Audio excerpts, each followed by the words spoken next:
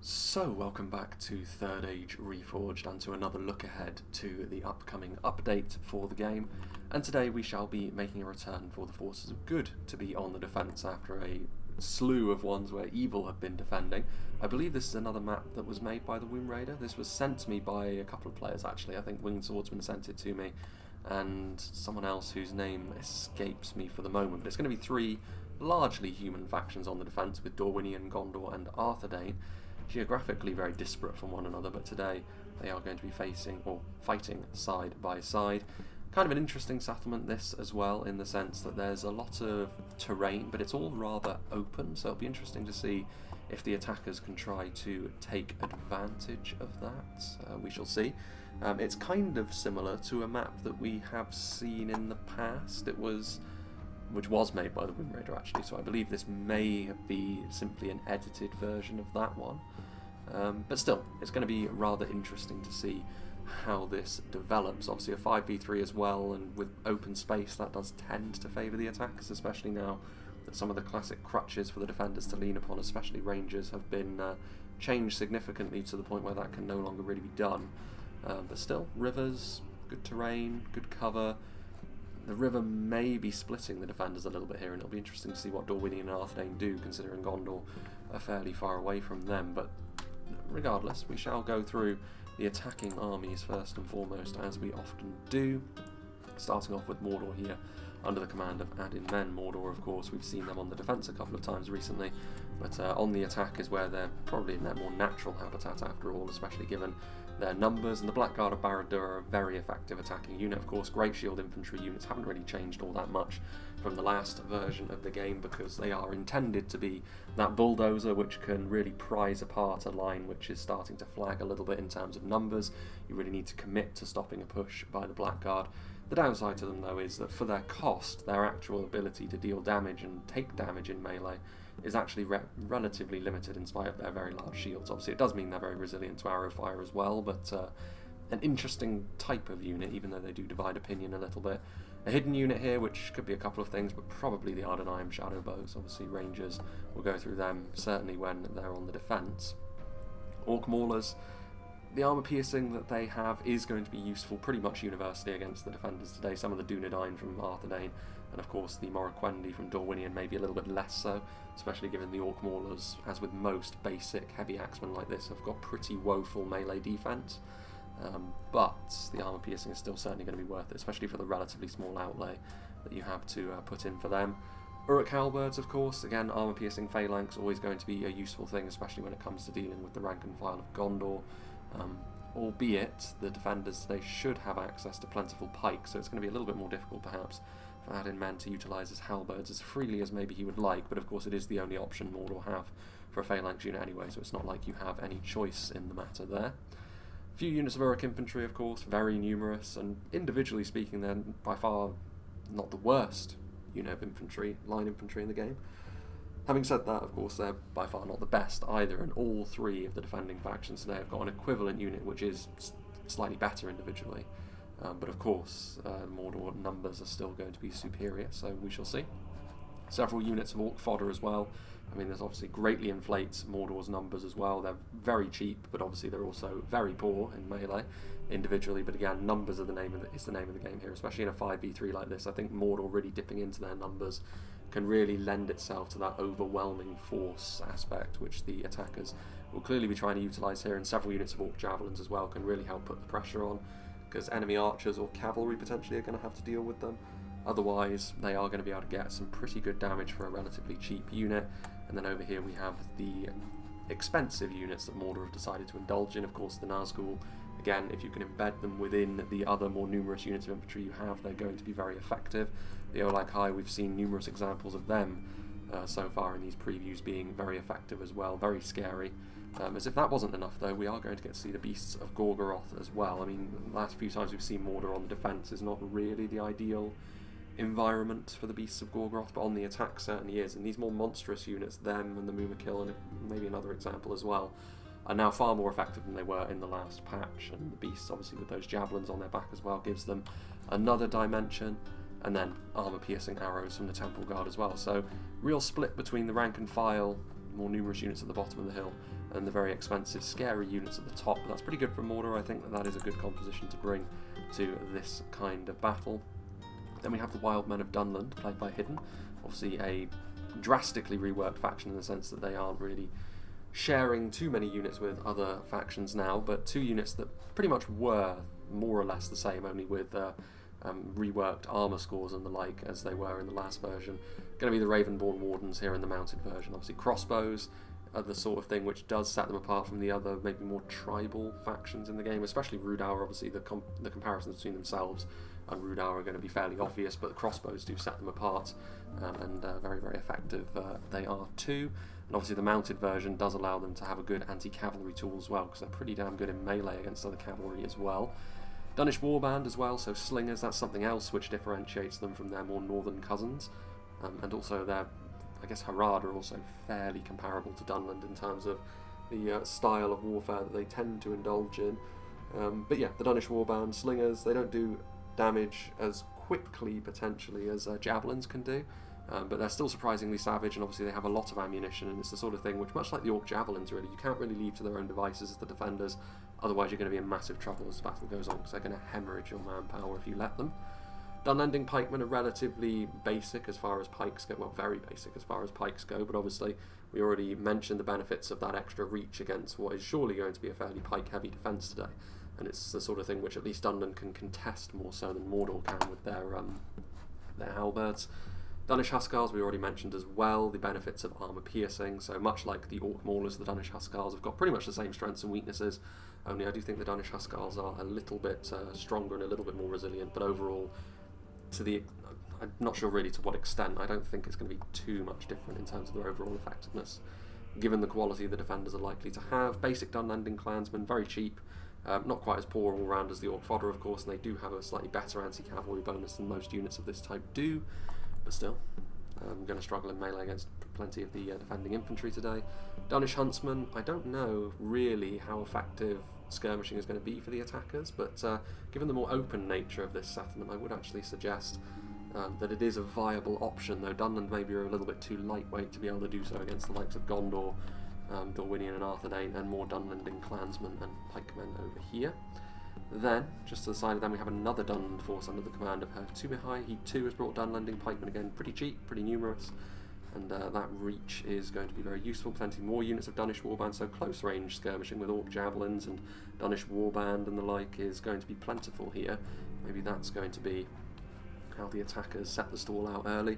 Dunnish Huntsmen here, and of course the Ravenborn Wardens, so the crossbows, more of a medium range skirmisher with a lot of damage, but they will almost certainly be the first port of call for any high level skirmishers the defenders have in that area. Probably quite a few hidden units as well here from Dunland. Speaking of which, Rhudaur are also going to be marching alongside their southern brethren today. So we have Rhudaur clansmen with the armour upgrade, going to be useful for wading through the rain of arrows, which is almost certainly going to be sent their way from the defending positions, and the armour upgrade will help them there, although they also have some unupgraded clansmen as well. We've got some Rhudaur swordsmen, which very similar really to something like the Uruk infantry they've already seen, only they have a slight advantage in terms of quality, slight disadvantage in terms of numbers. They're kind of like the halfway house really between the slightly more quality focused men-at-arms units that the defenders are likely to have and the completely numbers focused Orcish units. Rhudaur swordsmen represent the middle ground there, perhaps rather fittingly. And then Arthedain pikemen here as well, which are going to be superior as far as pikes go to the Dunlanders that we've already seen, not least because their melee stats are better, but they also have that little shield, which does give them a little bit of extra protection against arrow fire, which is, of course, going to be useful, as we've already mentioned. We've got some Etten troll hunters, so more javelins, so of course that's not surprising from Rhudaur at all.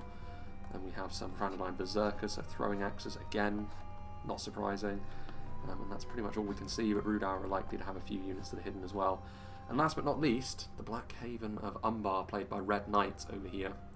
Really the one completely quality-focused army, and they do stand apart, really, stylistically, certainly from the two tribal kingdoms of men that we've already seen, but also from Mordor. Mordor do have a few units of really high-end quality, but much of Umbar's army is likely to be made up of higher quality units here, so a good mix of styles here. Balagai footmen are very basic as far as spears go, and probably will be outclassed, certainly in terms of damage, by what the defenders have.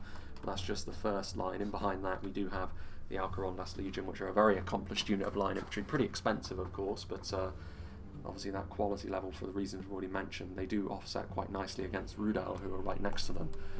So that level of quality and armour and survivability going to be handy.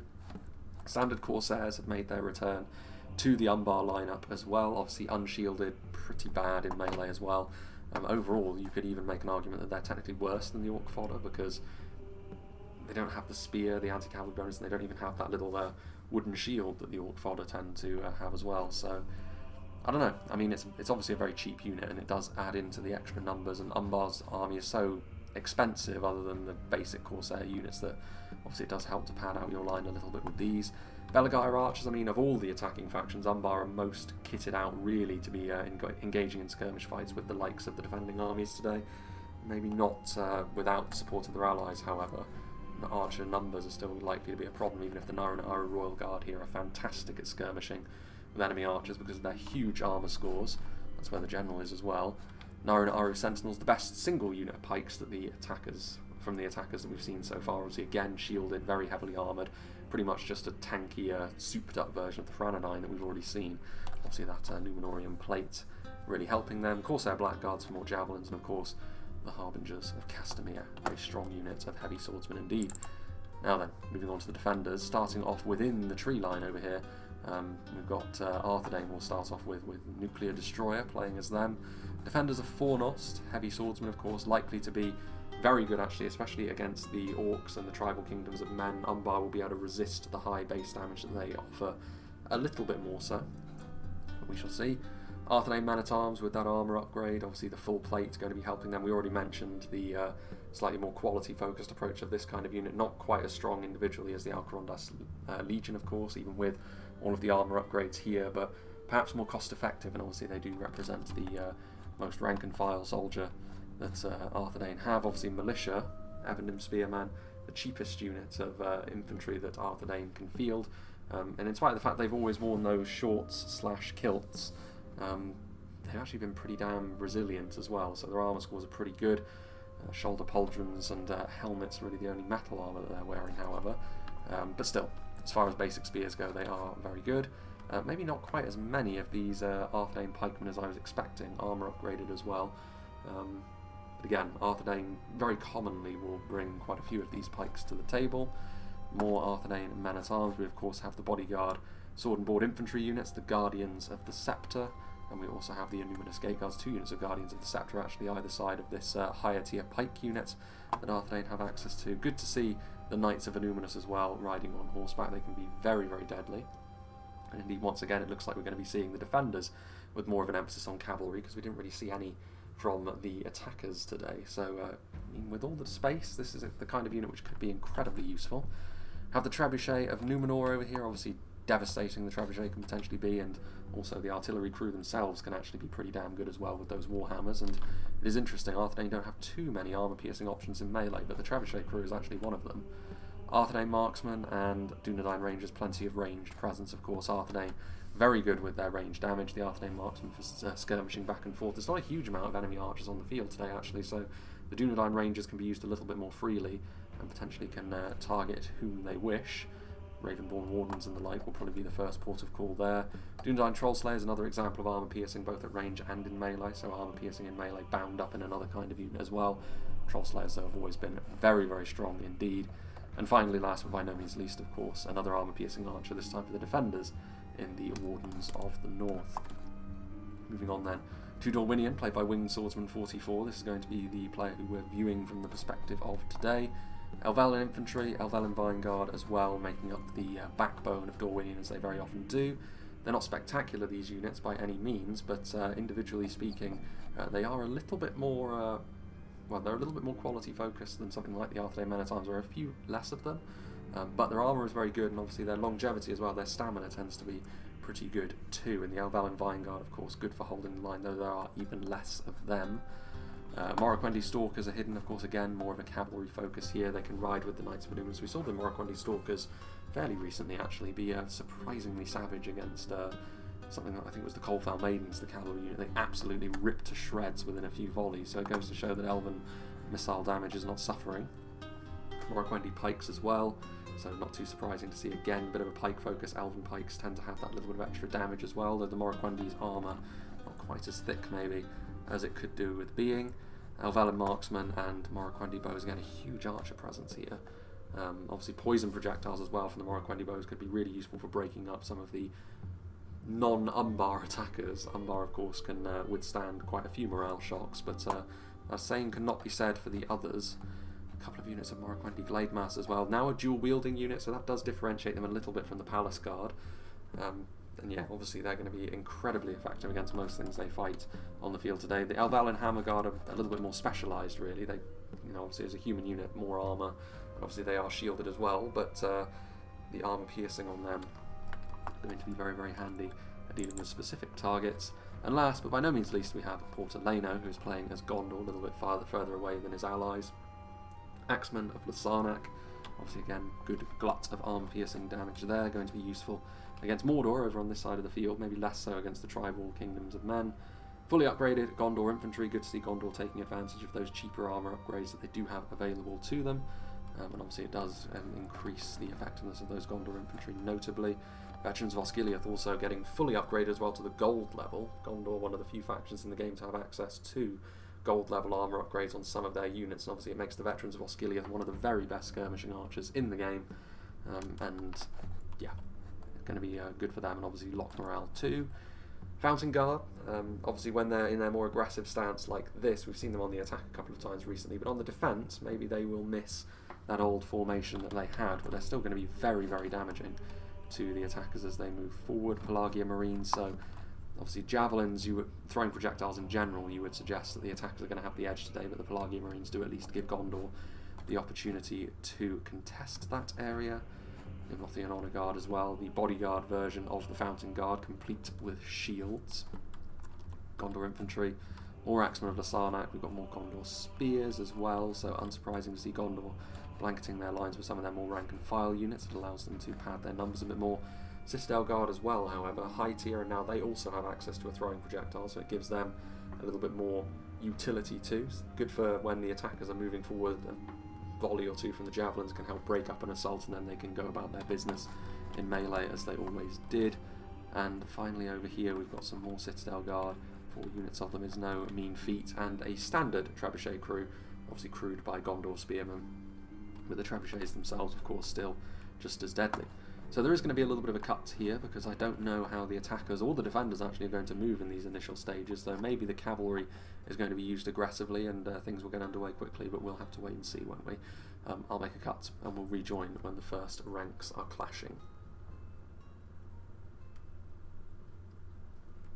So I think we will rejoin here, even though the battle has not gotten underway in earnest just yet, purely because it's only going to be just around the corner now that all of the attackers and defenders have taken up their relative positions. It's a good thing there was a grace period actually that was rather staunchly observed, because the way that Arthedain and Dorwinion were tripping over one another to get into this position, they would have lost their trebuchet and several units of their infantry had the attackers not been shackled such. And I think in a 3v5 especially, you do need to give the defenders a little bit of leeway in this sort of situation, so it's understandable. This last time we saw this map as well though, it was this initial position over here that did get overwhelmed, albeit this time there are more than one of the players have decided to take up position over here, so we'll see if it ends up paying off for them. But I mean, there's a good variety of units over here between Mordor and Umbar, and also a little bit of support from Rhudaur. Meanwhile, it does appear as though Dunland are going to be taking the lead, at least initially, over here. I'm sure that some of the other factions from the other side will also swing across, but it's good to see a Dunland presence, obviously a completely new faction to the game. Maybe not all completely new units, but still. It's about time, I think, that Dunland were made their own entity in more terms than just being a bit of a bin, really, for all of the various units that might fit their profile as they were in the last version of the game.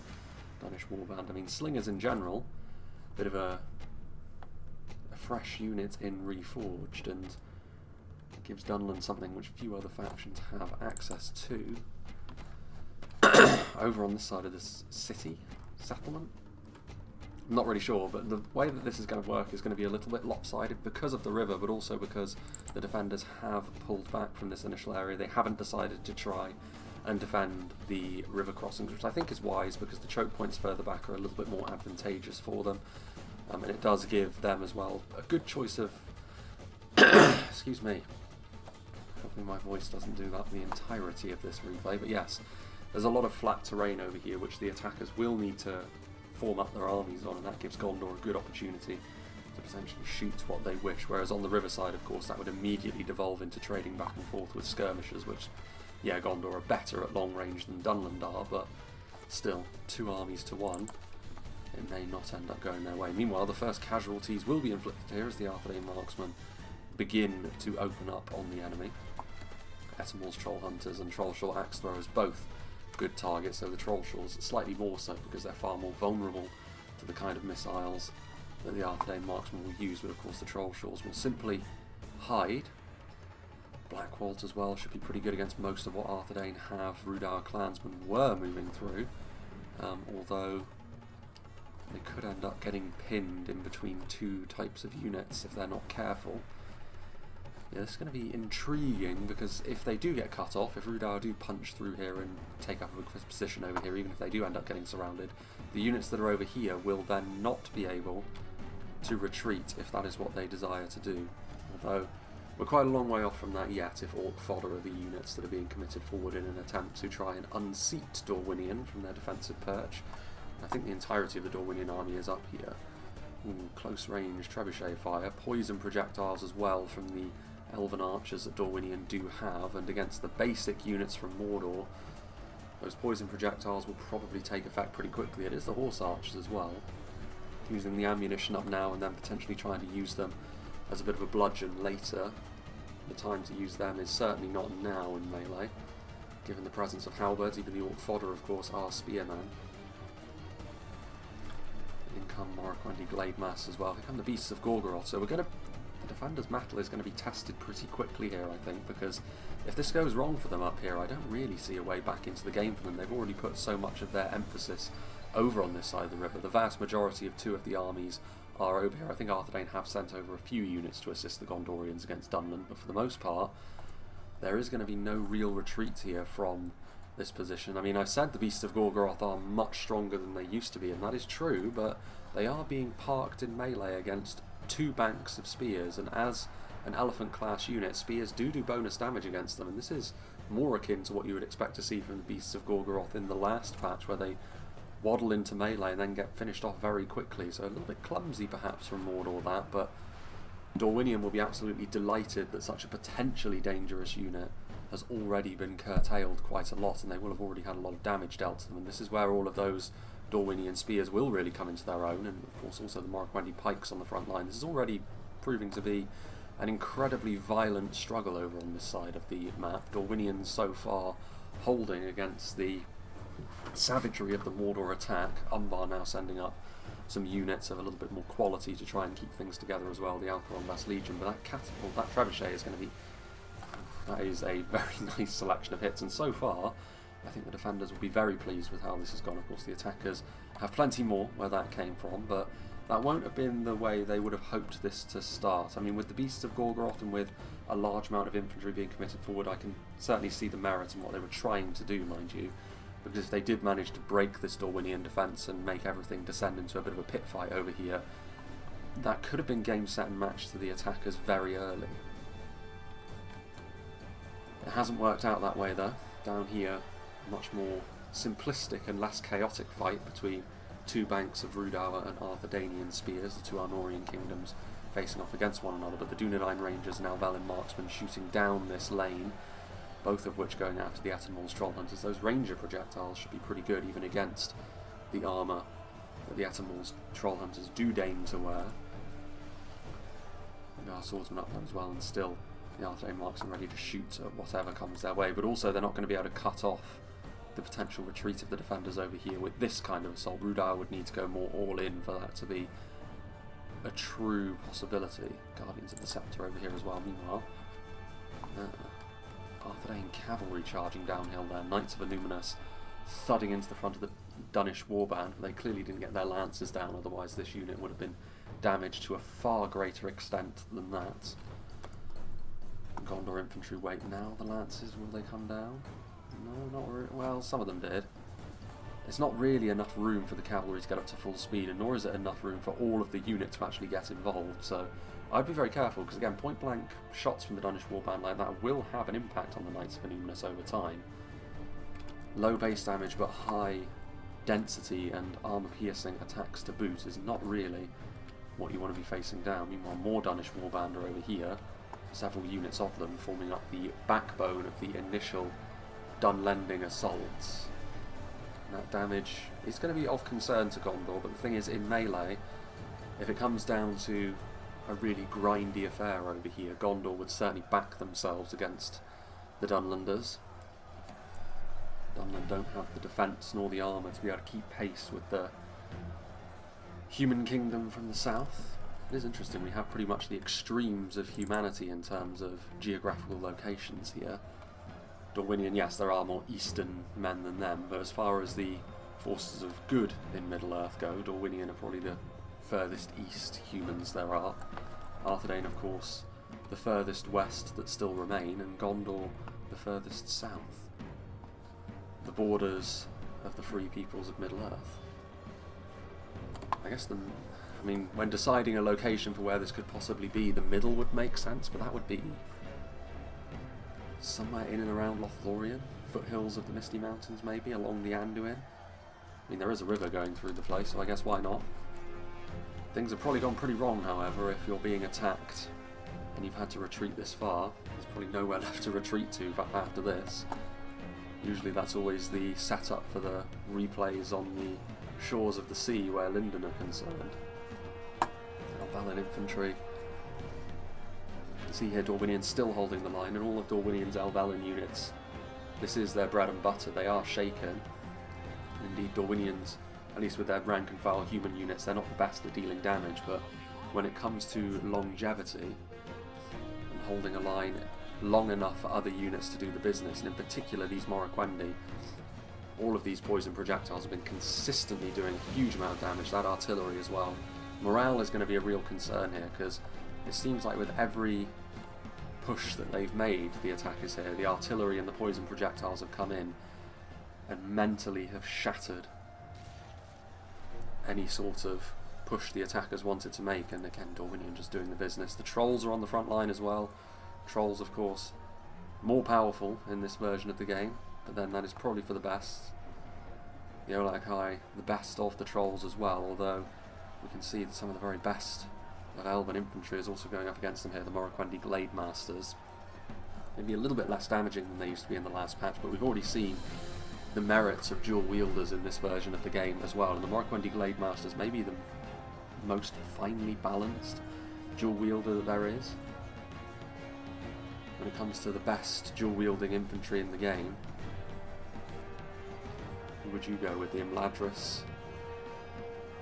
forces also have one with an armour-piercing flare. The Obsidian Guard have already proven themselves in this version 2.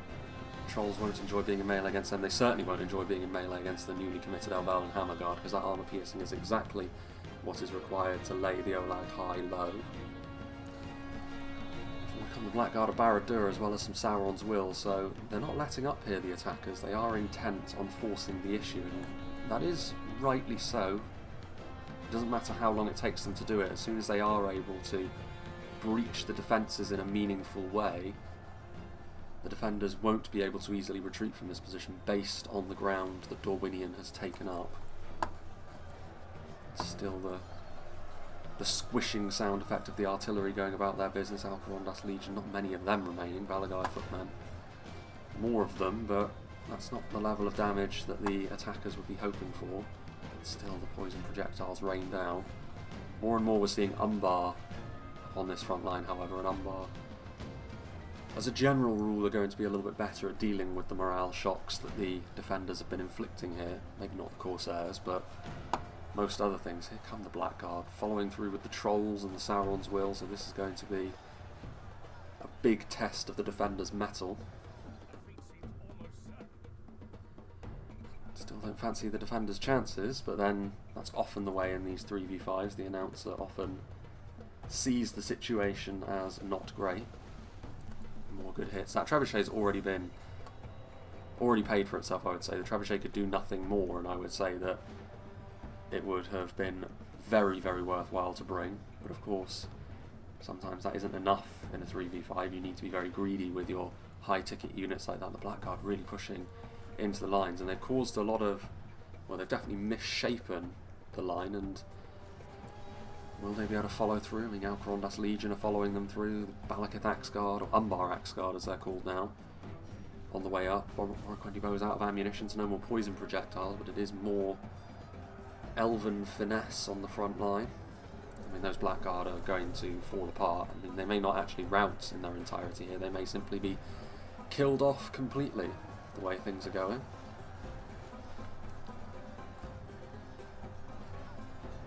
Just in behind, more hits. I mean, it is a bit of a precarious situation for the attackers.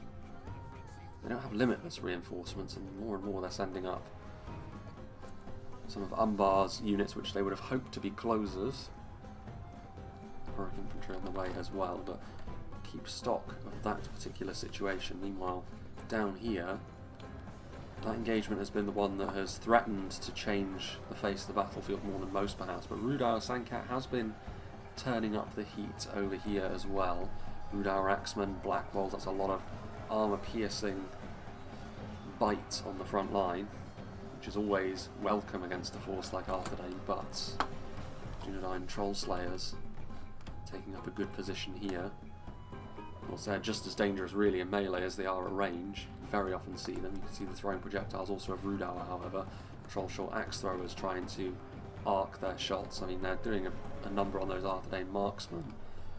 If they had the angle, I'm sure they'd prefer to hit the defenders of Fornost, but the situation is what it is.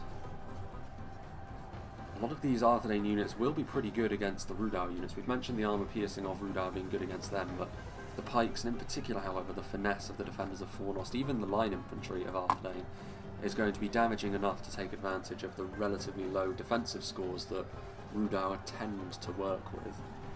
More Axemen are on the way forward. I mean, a very serious unit as well, and the Guardians of the Sceptre being committed to Arthedain and really intent on not allowing Rhudaur through. I think, based on the progress Rhudaur have made, however, the defenders on this side of the river are going to have to stay here. I don't think there is going to be a retreat to that defensive position over there, which is a shame, because that's actually a very good position to take up, I think.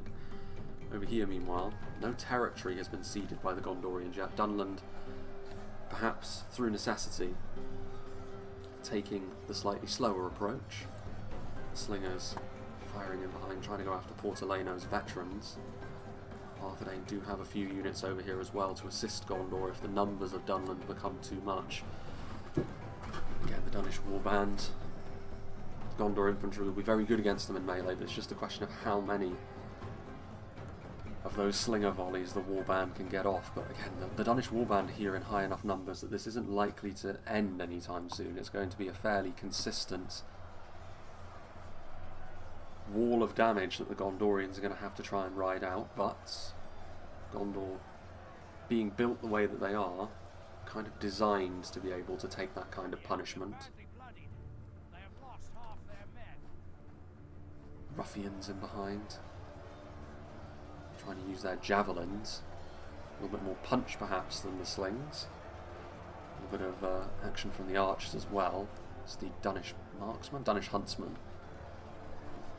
From the front though, that Gondorian plate and those shields will be doing the business, and they will continue to do so, but I think both sides over on this side of the field have not really shown their full hand just yet.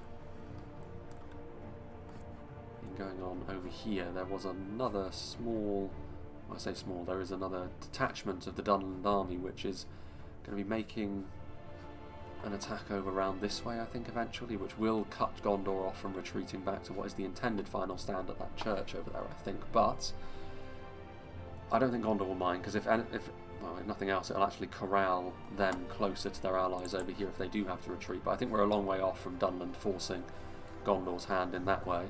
We are actually far closer, I think, to Rhudaur doing that to Arthedain.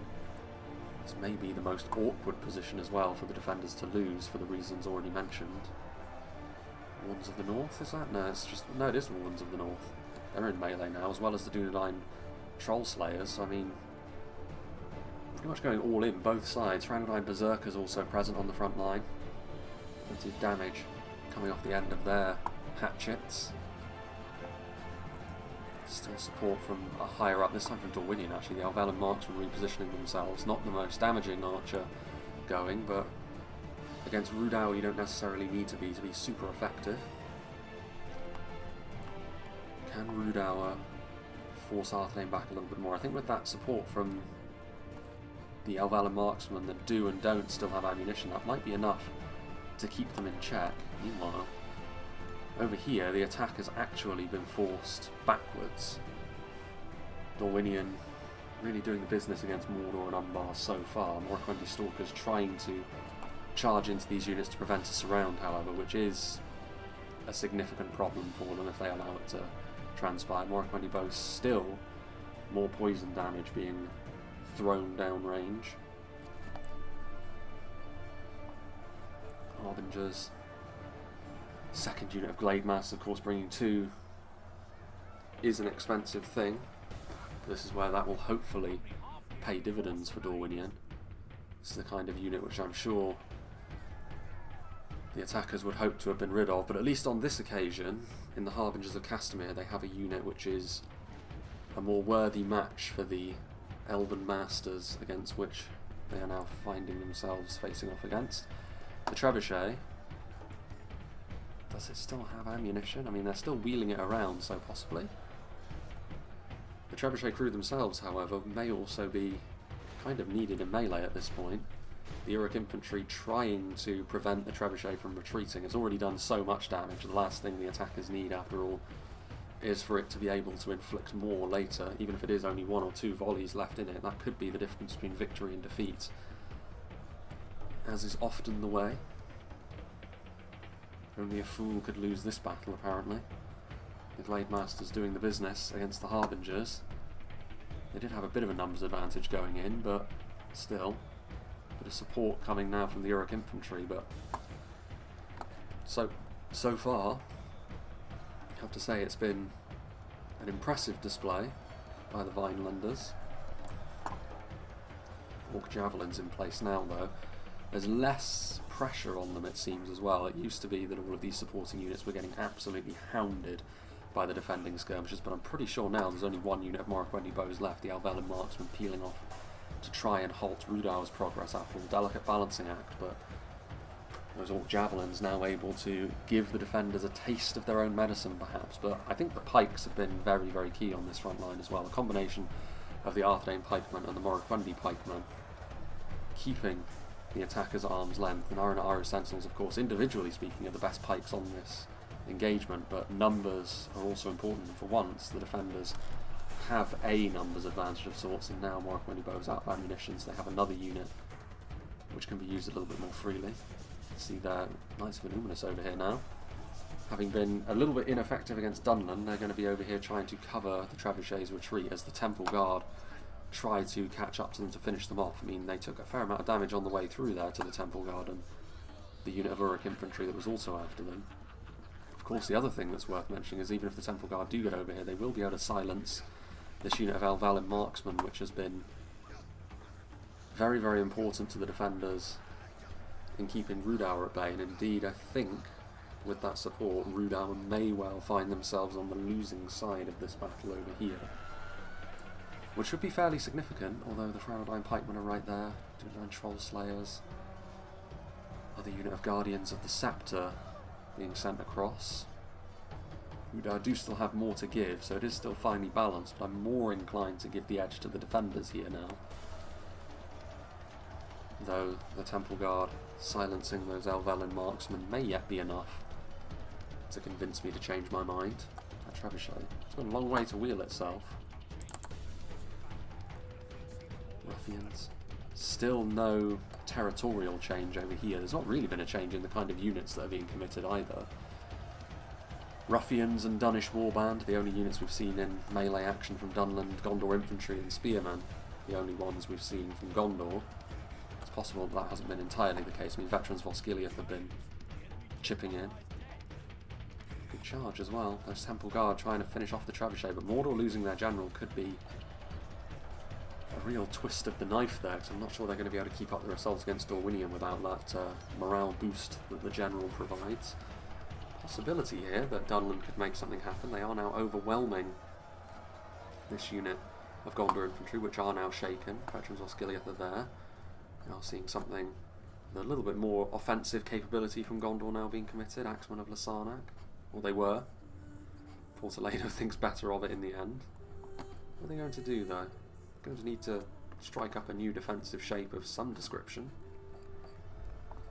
It's not a huge amount of territory they're losing if they just set it up over there, but still, movements. And perhaps Dunland are looking over at the other engagement and thinking maybe we ought to turn up the heat on Gondor a little bit. Our allies don't seem to be making progress at the rate we would have liked. Ooh, dear oh dear. The trebuchet did have ammunition still. That trebuchet has been absolutely devastating in this battle. Umbar and Mordor learnt that. Rhudaur are now learning it as well. Rhudaur with another wave that was moving forward as well, so that was at probably just the right time, because they were actually pushing the rather thin Arthedain front line back a bit, but now I don't know if Rhudaur have the numbers to be able to push back against these pikes anymore, and even then they're being overlapped by Wardens of the North. Point blank throwing axe fire that the Wardens of the North are taking, however, that isn't great for them. Not the kind of unit they can afford to lose. There's also the Guardians of the Scepter, which we saw briefly. There's only 32 of them, however. They're suffering the same fate as most of the rest of the Rhudaur army, actually, charging into a unit of pikes and not really being able to close in. Still, some more Stroll Hunters here. Rhudaur, through numbers, have been able to sustain their attack. I don't know what happened to those Temple Guard. Maybe they got crushed completely by the Knights of Innuminus. That would be a pretty substantial victory in and of itself, and Dorwinion continue to just force the attackers back, and I think the attackers are on the verge of complete collapse over here actually. The artillery deserves a huge amount of the credit, but also I think the line crafting from Dorwinion and Arthedain over here has been good. Time and time again we see the attackers able to move forward, and especially when they move forward in with the kind of force they did up here, the defenders, even if they initially do the business, eventually gaps appear. The line isn't reinforced as it needs to be, it's not supported as it needs to be, or the alternative of course is that all of the ammunition is dumped all at once, and that wasn't the case over here.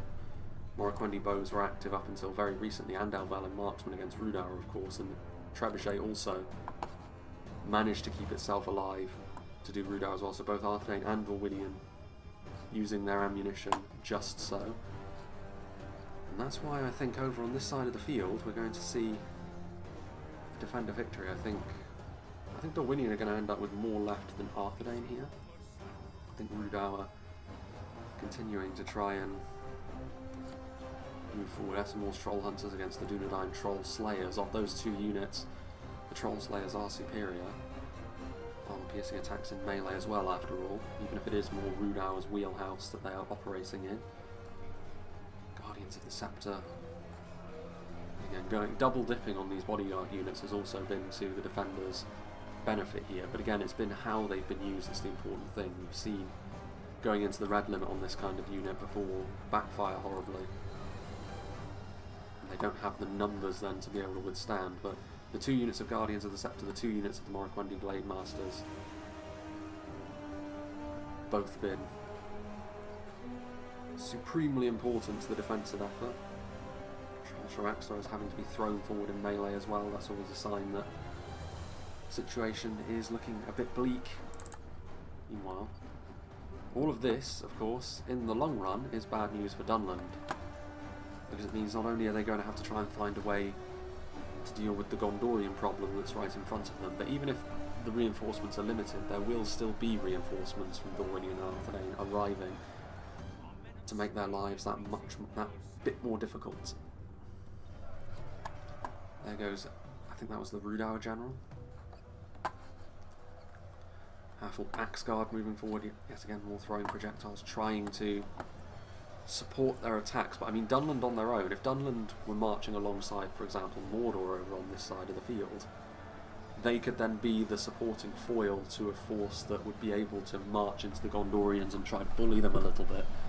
But seeing as it is only Dunland, the way they operate best is with those throwing projectiles in tandem with their infantry, but that is going to have to be a slower approach, and I'm not sure Dunland have the time to be indulging in a slower approach here. Citadel Guard.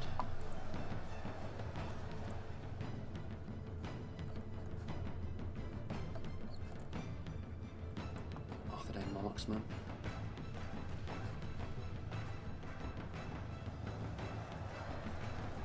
Arthedain have been offering a bit of peripheral support to Gondor as well. Ravenborn Wardens, I mean, mounted and dismounted crossbows here, they are the kind of units that can make a difference pretty quickly. Crossbows can be a real problem for any faction to deal with, but especially one that really does pack on the ranged defence like Gondor do. Crossbows negate most of that, so it can leave them feeling a little bit naked. Citadel Guard on the front line, and so far, as much as they are still taking hits and pikes are arriving on the front line, Gondor look fairly comfortable in defending their lines. Veterans of Osgiliath and Citadel Guard using their own projectiles as well, as Dunland continue to press forwards. Meanwhile, the dying embers of this fight over here, I think pretty much everything is done with. Well, of course, our Blackguards, more than capable of looking after themselves in melee. It's a rare enough thing for Umbar to have moved into an engagement of that type, very violent, and to end up being forced backwards, especially when they've got Mordor support. Again, it was the line crafting was good, and the support from in behind was excellent as well, and both of those things need to be on point if you are going to win a 3v5 as the defenders, and so far so good from the defenders' perspective. Can the attackers, however, we've seen this kind of thing before where it looks like the defenders are sitting pretty, and then over time the numbers of the attackers just prove too much. Naru and Aru Royal Guard forming up an almost 300 style line within the valley here to stop Dorwinion from surrounding what remains of Rhudaur, but I think it's kind of a moot point. Even without a surround, I think, yeah, Rhudaur are on the verge of defeat at the hands of Arthedain here. Of course, Dorwinion as well. And that's something else. Gondor haven't been involved really over here, but the sharing of resources, like even though you can see that a lot of Arthedain were down here stopping Rhudaur, a lot of Dorwinion were up on the hill, the defenders have been sending over individual units here and there to help one another out. And those have been the difference makers on occasion. Like I said, those Alvalan marksmen on top of the hill helping out Arthedain. The trebuchet certainly was for Dorwinion against the Mordor Umbar advance. But as we move towards the final 10k frames here, it's going to be all dependent on Dunland whether or not the attackers can mount some form of comeback in the later stages. I have to say, Dorwinion have actually got a decent amount left as well. I mean, this is pretty much all they have left, and when you actually take stock of what it is, spears, there is hammer guard, there's only 6 of them. Their general is still there as well, Morroquendi bows, so they're not the scariest units. The fact that they can send over anything to help out against Dunland, however, is something the attackers will not be too pleased about, but still. Luminas Gate Guards, that's a pretty significant unit, even with only 26 of them. Pikes in the late game can be vital. 79 Dunland Troll Slayers. That's a nice prize to be able to claim. And a nice rear charge there, of course. The Naru and Aru Royal Guard, the upper echelon of Black Numenorian society, they are locked morale, so they will need to be killed to the last man. Something which definitely helps Umbar as a faction there. Their central leadership being, or coming with that death or glory kind of mindset. That is going to be that. Still 25 of them remaining, though the armour-piercing attacks, surely, of the Dunedain Troll Slayers is going to drastically reduce their life expectancy. There is their general. going after the Axemen as well. Castamere. As soon as we leave, I guarantee he dies, and we'll be pulled back to that engagement.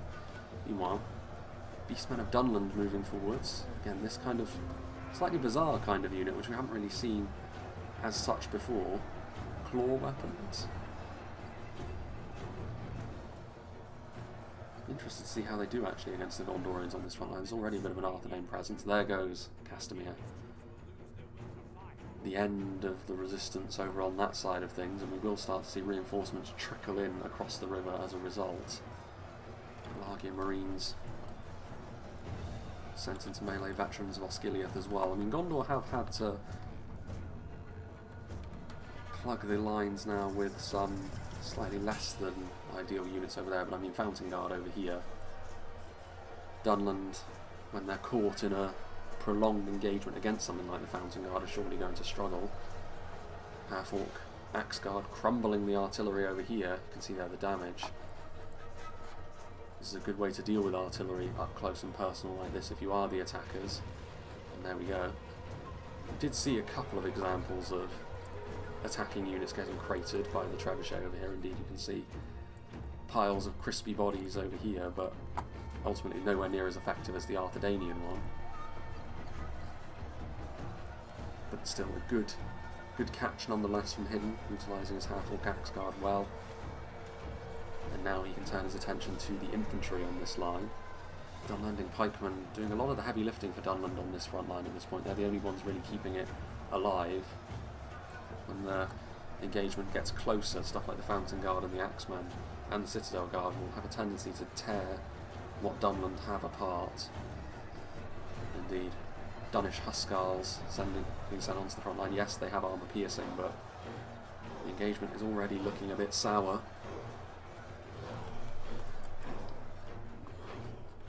Further back, Dunlanding pikemen. Axe Guard trying to move forward. I mean, they have a little bit more room to work with here. Perhaps those Beastmen in the vanguard have made a difference. Dunland starting to get some territory. It's been a largely static fight over on this side of the river at the very least, but that probably won't last for too much longer. Nimlothian Honour Guard being committed now as well. High quality unit. Again, Dunland don't really have anything equivalent in melee to be able to deal with that sort of thing, and 113 pikemen are routing. Dunland need those pikes so badly if they're going to be able to put up a fight on this front line. And if they continue to flee in that manner, it's not looking good for them, but then close proximity of the Gondorian elite is a scary enough thing. Dunlandine Rangers as well. That's a lot of damage. Half-Orc Axe Guard trying to do a lot of damage in response to that. Dunlandine Rangers going after those pikes. I mean, if you do take away those pikes, as basic and cheap as they may be from Dunland, they don't really have a prayer in melee beyond that. Citadel Guard. Ranged attack on them makes them a very multifaceted unit indeed. A lot of units making their way over here now. They were going to attack from a different angle, but I think consolidation is the name of the game for Dunland at this point. I think they see that they can't afford to spread themselves out because it will leave them open to units like the Knights of Anumnus charging into the ruffians. Knights of Anumnus started off this battle pretty poorly, I think, but as time has gone on, I think they have done a really good job of picking off what they can, especially that Mordor General Temple Guard, relieving that unit of Elvalin marksmen that was so key. Beastmen of Dunland victory is almost a certainty. They've again moved onto the front line and made a fairly instant impression, but I don't think there's enough of them. Gondorians have got plenty enough here, I think, to be able to keep Dunland bottled up, and that's all Gondor need to do. I think as long as they just maintain, I think they'll be fine. Something that is a little bit harder to see is how effective the Ravenborn are being. We'll know if Gondor suddenly start to miraculously fall apart that the crossbows have probably had their say in matters. Guardians of the Scepter, no rest for the weary, having put up a fairly heroic performance against Rhudaur They're now being asked to assist in finishing off Dunland as well. Getting hit point blank by the half-orc axe guard is not ideal for them either. What have we here? Still the Beastmen of Dunland. They're starting to run out of steam now that they're going up against some of Arthedain's better units, but if it is to be their last hurrah, that's not a bad one. There's a few Dunlandian clansmen that have managed to catch up, well, keep up with them, I should say, as well as they've pushed their way through, but perhaps Dunland didn't have the units in behind to be able to consolidate any gains made, and by that point as well the reinforcements were already on the way, so even if they did, they probably would have ended up getting forced back if they'd been too gung-ho anyway. Fountain Guard pushing forward again. The shielded and unshielded Fountain Guard still being in the back pocket here in the late game. It's always going to be difficult for Dunland to deal with that kind of quality in melee, and of course they will have to. Their allies being defeated entirely, leaving it entirely on their shoulders in the late game here. And there goes one of the Dunlander generals, right in front of us in fact. He was on the other side of the unit, but still. The general, it may not be as severe as in Silmarillion, but the loss of the general will still surely have a negative impact on Dunland. Morale-wise, they're not impenetrable after all, and indeed we did see actually, in terms of morale, the elves did suffer last time out when they tried to invade Mordor itself. The defenders won on that occasion in a 4v4. They may very well end up winning in a 3v5 here. Perhaps this does go to show as well that it is possible still. All these Dorwinion units taking the direct route across the river. Morroquendi bows, that again elven finesse in melee. Dunish Huskarls, a dedicated infantry unit. Armour piercing is all well and good, but it's not the most important thing to the Morroquendi.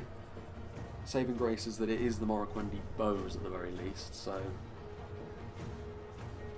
it's not the scariest elven unit they could go after. Again, they've got some support coming in from the Ravenborn Wardens. There's the Dunish Huntsman nearby as well, but Gondor starting to move forward, so the jaws are closing around Dunland, you would suggest.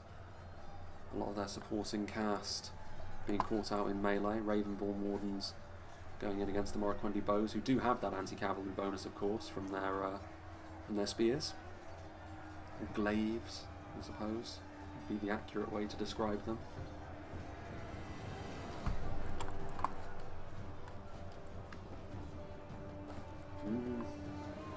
Danish Huntsman. Only thing not close to an engagement, really. Half-orc axe guard turning around at this point. I think Dunland kind of know which way the wind is blowing, although, yeah, 6% or 7% the difference. In favour, of course in favour of the defenders. Too much for Dunland to really make up, especially given the quality level of what remains, but trying to get as many kills as they possibly can now. It is still close though, in spite of the fact that the defenders have played very, very well. The attackers not able to recover from the extreme amount of damage we saw on the other side of the battlefield more than anything else, I would suggest. By the time we got into this final stage where it was all down to Dunland, it was an extremely uphill struggle for Dunland to try and do it all on their own. Not impossible, but I mean, I think an entire rethink on how Dunland were approaching the battle was needed, and they didn't really have the position to do that. I mean, it's not as if you can peel yourself off the front line, reposition yourself down here. Maybe they should have mounted a flanking move around that way far sooner. It would have put more pressure on Gondor. It wouldn't necessarily have worked, but trying to pull Gondor apart a little bit more before the arrival of all of the reinforcements from across the way. Yeah, Trebuchet used to devastating effect. Again, in a 3v5 you need some units to be exceptional. And artillery, it's easier for artillery to be exceptional. It's also easier for artillery to be completely worthless. The Gondorian Trebuchet wasn't all that impressive after all as a result of Dunland managing to utilise their throwing axes on it, but turning it into firewood. But that risk needs to be taken, and 3v5s are not supposed to be easy. They're supposed to be rare occurrences where the defenders can pull out a victory, because that's the whole reason why the odds are so difficult to win. It's what makes, when victories do pop up, like this increasingly looks like it's going to be, it's what makes them all the sweeter. Danish Huskarls surround it, doing a pretty good accounting of themselves in melee actually for a unit of their type. Usually they can be pretty fragile tribal axemen such as themselves. Ravenborn Wardens, meanwhile, they are kind of intended to be a little bit more serious in melee. The highest reaches of Dunlander society, bestowed with the crossbows of Orthanc. There goes a general? Dorwinions, perhaps? Possibly. That's where he was. Pikes have just arrived. Real shame if the Vintner Lord were to fall here, given the success of his men so far in this fight. Rain continues to pour as we enter the closing stages. Half-Orc Axe Guard, Lancer forces evenly matched against Fountain Guard, are you sure? I mean, in all fairness, Dunland have actually been victorious up here. Finally, the announcer there, after I point out one area where Dunland actually have been successful, the announcer's like, oh no, actually, they're doomed, they're screwed. Cavalry on the way across. The Pikes playing their part. The Beastmen of Dunland as well, we've seen them in flashes at the end of the battle be impressive.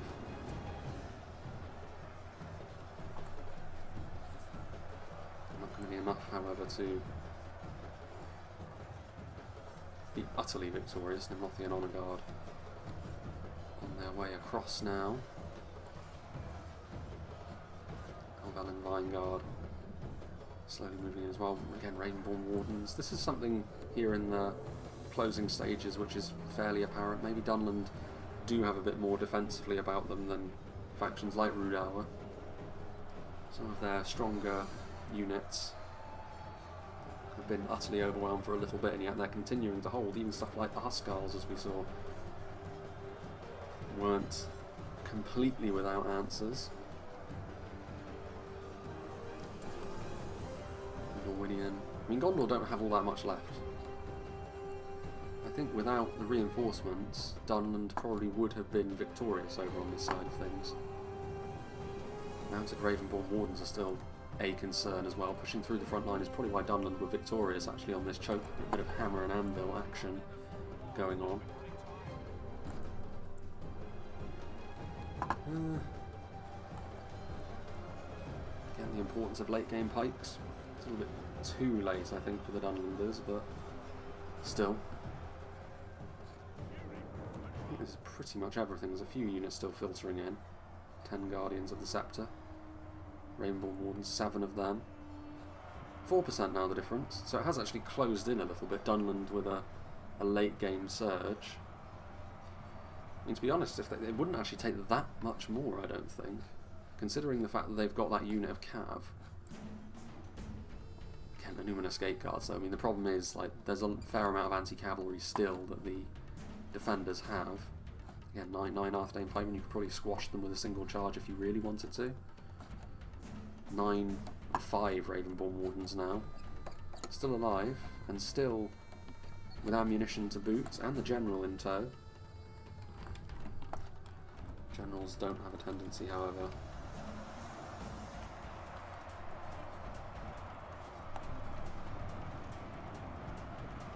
to survive the battle, unless an admission of defeat comes in, and yeah, morale pushing through those pikes, doing exactly the right thing here to finish them off. Not trying to give any false hope to Dunland here in the late game.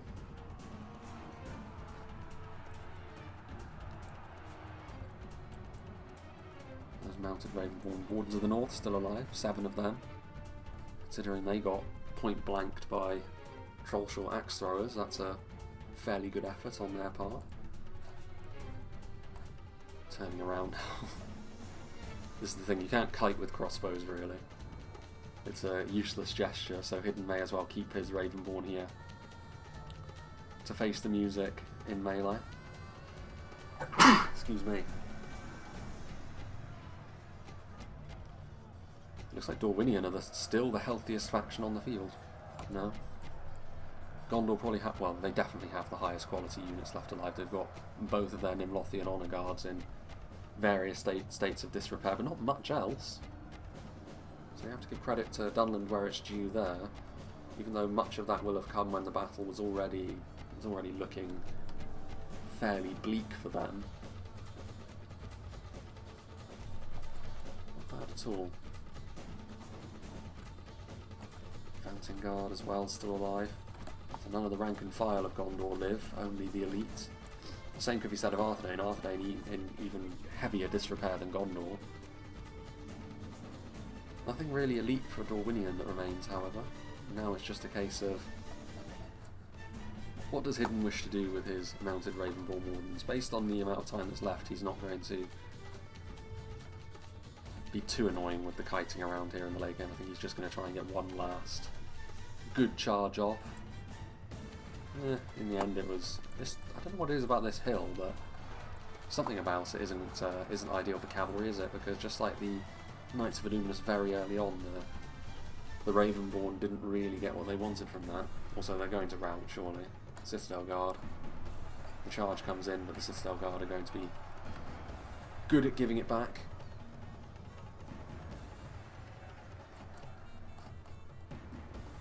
.23 shaken.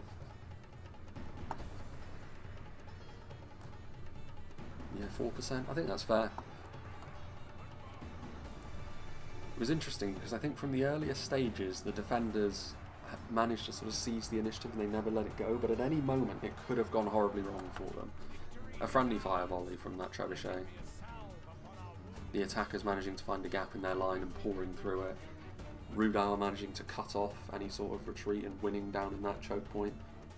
Dunland maybe flanking around. There's many ways in which this could have gone sideways for the defenders pretty quickly, but it didn't. They managed to seize the initiative early on and they never let it go, and fair play to them for that. Dorwinion getting a lot of kills, interestingly enough. I mean, the trebuchet was Arthedain's, and it would be interesting to see how many kills Arthedain got with that. We won't be able to see, of course, Gondor with the fewest amount of kills, but again, much of what happened to them was late on, so that's not too surprising. Even then, 4,382 is hardly a small amount of kills when you consider things in their grand scheme. Dunland getting decent kill counts. I mean, Umbar suffering a little bit, but then both Umbar and Mordor, that engagement for them was rough. That trebuchet, those poison projectiles from the Morroquendi bows, the front line, which was blanketed with pikes, had elven quality, had human quality. Nothing really went their way either. Like the Beasts of Gorgoroth were committed forward, and they can be such juggernauts in this version of the game, but this battle made them look like their old version. And again, maybe you need to pay a little bit more attention. You can't just send them into a double block or a double line of spears and expect things to go well, especially if they just stand there for a few moments. You've got to keep momentum going with that kind of unit. The Trolls were held at arm's length once again, as much as the Trolls have been much touted as being much stronger in this version of the game. We have seen several examples at this point of them being stopped dead in their tracks. Even the mass pushing of the Great Shield Infantry didn't work. So all of the things which people usually criticise attacking armies, especially evil attacking armies like this, of being overpowered for, were countered brilliantly by the defenders here. It's probably one of the best poster battles for the game's balance that we've had in a while, actually, because it was very hard fought and it could have gone the other way at any moment, but the defenders were still able to make it work. Let's see what did the damage for Gondor then. We saw this battle from Portolano's perspective. Tons of units breaking into three figures, of course. Nimlothian Honour Guard 328, 220. Gondor infantry doing very well also.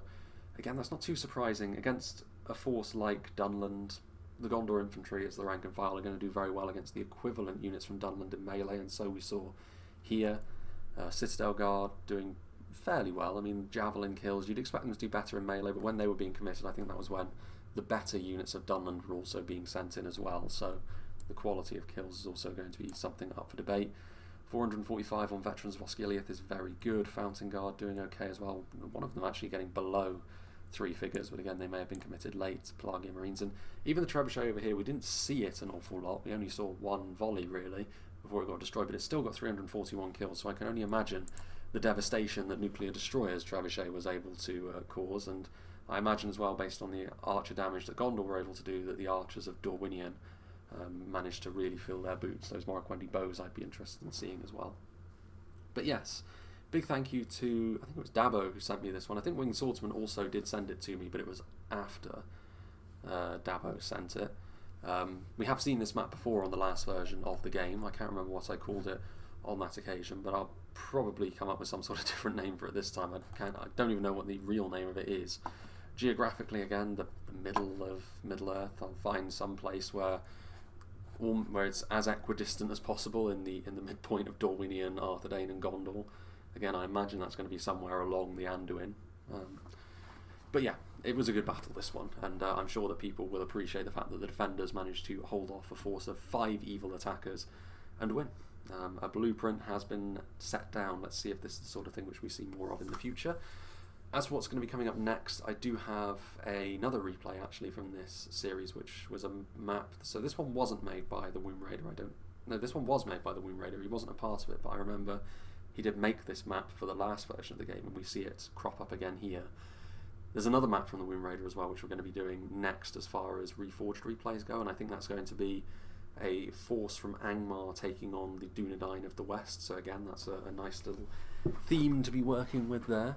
I also have another, we are phasing it out as I mentioned in the last replay for it, but we are going to be seeing another battle from the old patch as well, which is a free-for-all I've had forever from Y2K actually, and he got in touch saying that he really wanted to see that one, so hopefully it'll be a good map to continue the winding down process of the last patch as well, a free-for-all on Longbottom. So those are 2 replays that are going to be coming out. I think they're the only 2 in my backlog at the moment, but I am also getting closer to another trip away, I think, so I'm hopefully going to be able to record in advance enough so that it covers the entirety of that 3-week period once again.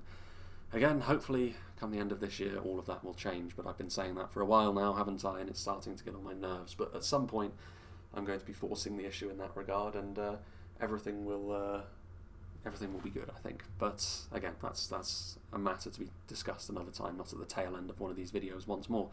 So yes, big thank you to Dabo and to Winged Swordsman 44 for sending this replay in. Big thanks to the Womb Raider for creating the map, and big thanks to all the players as well for being a part of this battle replay. I hope you enjoyed this, and I hope you'll join me